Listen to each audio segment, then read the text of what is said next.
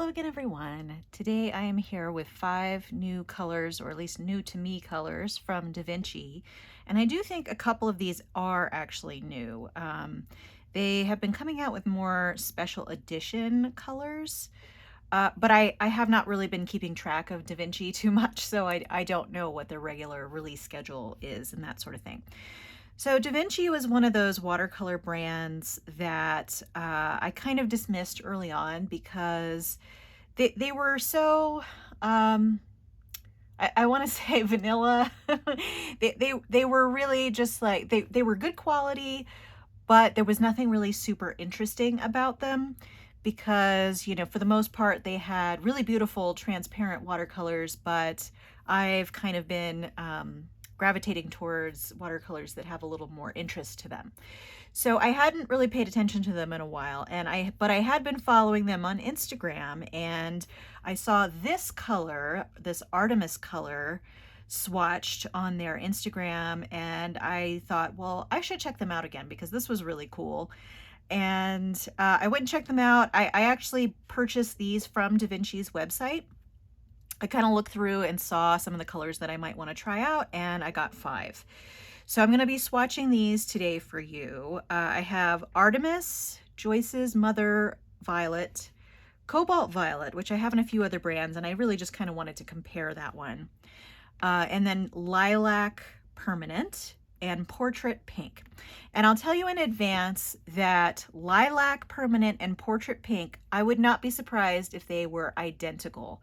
They have the same pigments, and I'm not really able to tell much of a difference between the two. So you definitely don't need both if you're looking for sort of a lavendery pink color.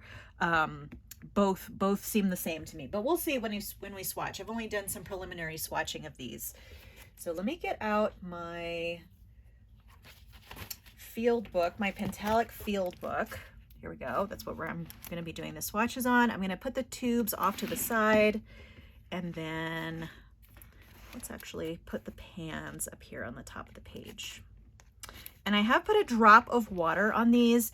These have been curing in the pans. Like basically I poured them in the pans. It was either yesterday or the day before. So they're not fully dry yet, but I do want to put some water on there to make them a little easier to re-wet, especially the Cobalt Violet, because I was having a little bit of trouble getting it out of the pan without pre-wetting. And that's true of a lot of Cobalt Violets, so I wasn't all that surprised, but this is probably still not my favorite Cobalt Violet. Okay, so I'm going to start with Artemis, which is probably the star of the show here. And it has a really, really beautiful granulating and color separation quality. And I'm going to try to dilute this out so you really can see that. I think I'm just going to do that there. And we'll be able to see as it dries. And oh, I did want to mention that I've been doing fewer fountain pen videos on the channel, and that is not necessarily something that will continue.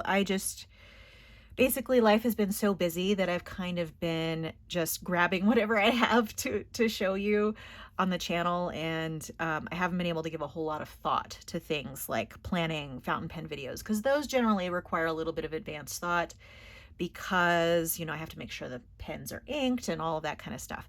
But I do plan to continue to have more fountain pen content. So don't dismay if that's what you were joining my channel for.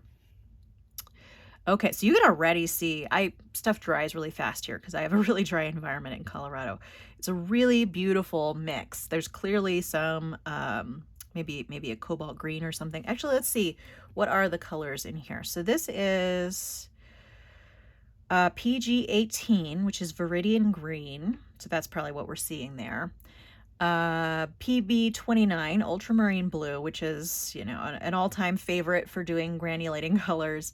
And then PR177, which is Anthraquinone Red. But this is just a really beautiful combo, I think. So this next one is Joyce's Mother Violet, and this had some color separation as well. Let's see if we can get that to come out. So I'm going to do the same thing here. get us a pretty good swatch. And pre-wetting the colors also allows me to do that better than if I had to go from a dry pan. And then this next one, Cobalt Violet. Oh, and I'll tell you what the pigments are in this one here in a minute. This is Cobalt Violet, which is a single pigment. And this is actually a really nice color of Cobalt Violet. I tend to prefer the Cobalt Violets that lean more pink, and this one does that. It does re-wet a little bit easier with the pre-wetted pan, but it's still not super easy to re-wet. But you've got really great granulation in this color pretty much across brands, so that's what I really like about it. Okay, so let's go back and give you the colors on this one. So this is PB 33, which is manganese blue, PB 15, which is phthalo blue, and PV 19, which is quinacridone violet. So you've got some complexity in there as well. And then Cobalt Violet is just a single pigment, which is PV 14. I think there might be some other violet pigments that they use for Cobalt Violet, but this one is, what did I say? PV 14. Okay, and then let's see if we can see any difference in these last two, the Lilac, Permanent, and Portrait Pink. They do have the same pigments in them. Okay, and these do have white in them, so they're a little bit opaque, but as you can see, you can dilute down and have them be transparent here.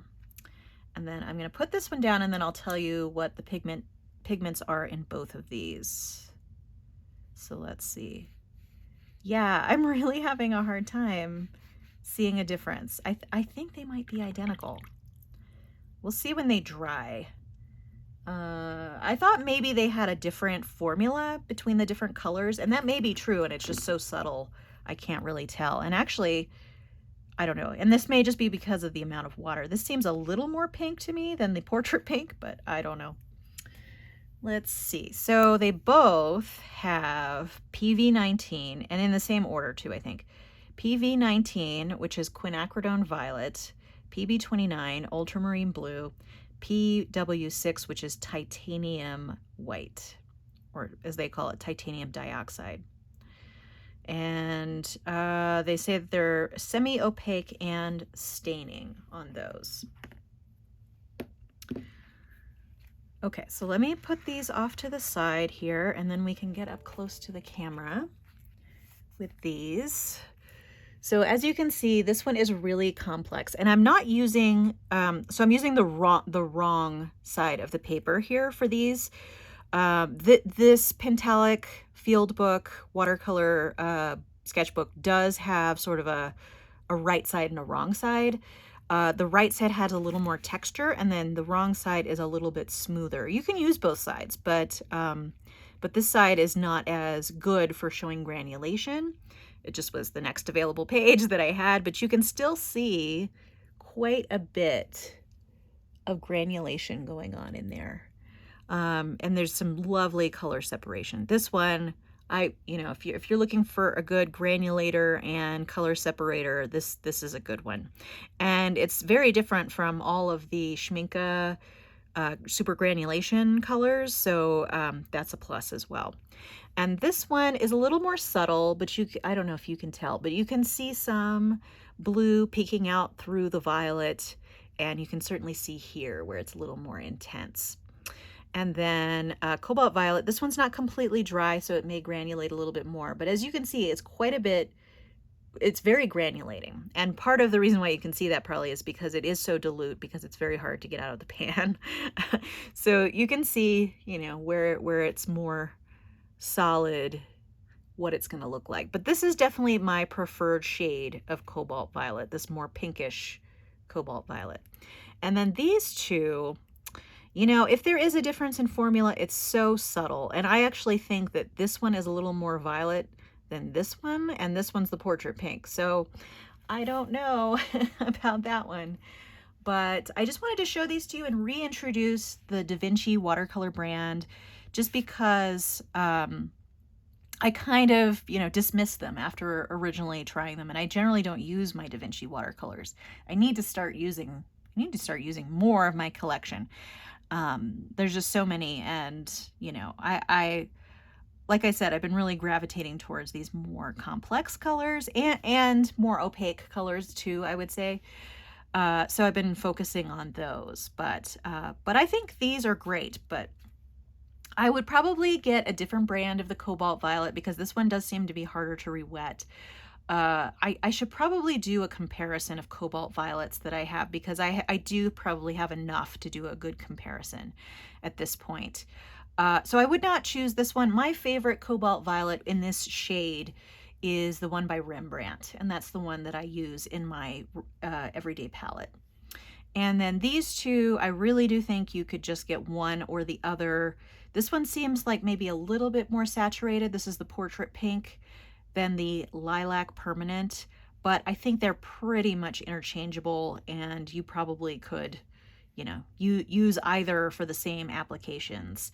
Obviously, they'd be really nice for lighter skin tones, but I really like these just for, you know, mixing and abstract stuff. So, and I've really been drawn to pinks lately, and more lavendery pinks. So that's why I got these. All right, so I say that these two are definitely ones that I would recommend for interesting colors, and the others, you know, you can kind of make your own decisions. All right, and I did get these directly from Da Vinci's website, so I'll put a link to that website down below, and I think that's all I have for you today. So feel free to subscribe to keep track of future videos on my channel. If you enjoyed this video, give it a like, and I hope to see you next time, but in the meantime, have a great day. Thanks so much. Bye.